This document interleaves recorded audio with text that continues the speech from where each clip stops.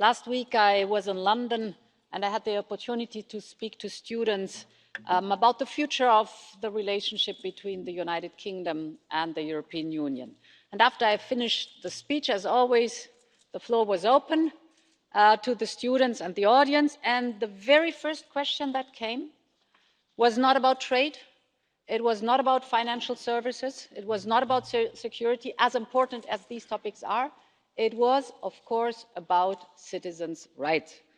And the same question came back time and again with different personal twists.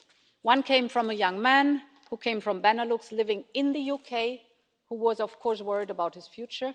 Another came from a British lady who has an Italian husband, who was worried about his status, what's going to happen with him. And while the questions may have been subtly different, the reasons for asking them were always the same. People want certainty about their lives and their future, and certainty about the future of their loved ones. And I'm speaking here about 3.5 million citizens in the UK who came from European Union member states, and round about 1 million British people living elsewhere in the European Union. Now, these are large numbers, but behind each of these numbers are people with their very own personal stories. Some are citizens from another European Union country, but they are born in the United Kingdom. Others have arrived later. Many have married, have children, have gone to university, have started their careers, and they work in the UK and respectively in the European Union. So they teach children, they treat patients, they care for the elderly, they work in farms or factories, they have started their own business and provide a living to many more. So whatever their own personal story is, they all have one thing in common, and that is they want to have peace of mind. They want to have a plan for their futures and the future of their families, and all they want to have is to feel at home in the place they call home. Therefore, honourable members, protecting these citizens' rights has always been our top priority. From the moment the referendum result came clear, thanks to the excellent work of Michel Barnier and his negotiation team, the withdrawal agreement provides comprehensive guarantees for these citizens. It gives them the protection and the certainty they need. It allows them to stay where they live today under the same conditions for as long as they want and without any discrimination based on their nationality.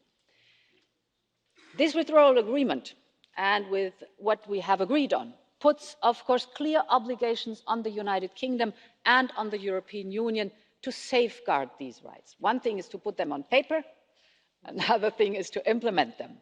So once the House has ratified the withdrawal agreement, our top priority will be to implement our shared obligations, both in letter and in spirit. And for me, this is a legal issue with a moral imperative. The good news is that the United Kingdom has already begun implementing the European Union settlement scheme. To date, about 2.5 million European citizens living in the United Kingdom have already applied for resident status. Most of these people have now received proof of their right to remain. This is good news. But you also know there are cases, some have not, and many more are yet to apply. And there are a number of concerns that have always been raised. There are the famous cases of the French bakers and the Polish chefs that shine a light on some of the issues. But seriously, there are many other cases where people are confused or unable to apply for whatever reasons. Or others have received requests for more proof, despite having lived in the country for 40 years or more. So we are close in contact with the citizens and the UK authorities on these issues. We need to avoid any discrimination or added complexity during the application process. We need to ensure that all citizens, especially the most vulnerable, are fully supported throughout the process, and we need the guarantee that the independent monitoring authority can act in full independence to deal with complaints. This is of utmost importance. From our side, the Commission will keep a close and vigilant eye on the implementation. We're ready to help European Union citizens living in the United Kingdom to ensure they are properly informed and supported. And of course, we will do the same when it comes to British citizens living in the European Union. All these questions I've been speaking about, I've raised with the Prime Minister Johnson last week when I visited London. We will closely cooperate with the United Kingdom to make sure that we can get this right and that we can solve any problems as swiftly as possible.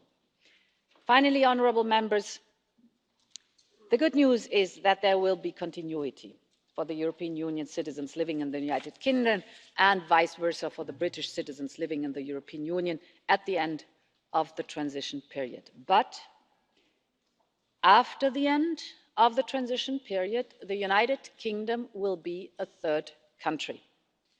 And Brexit will mean changes to those who will want to make their future life on either side of the Channel. We will have to negotiate a new way forward, and we're getting ready to formulate the mandate for those negotiations ahead of the 1st of February. We have, as we have done in the past, we will, in these negotiations, also make the citizens' rights our main priority, and we will always negotiate in good faith to build a new comprehensive partnership with our British friends. As I've said to those students in London, it's the good old story about old friends and new beginnings. Thank you.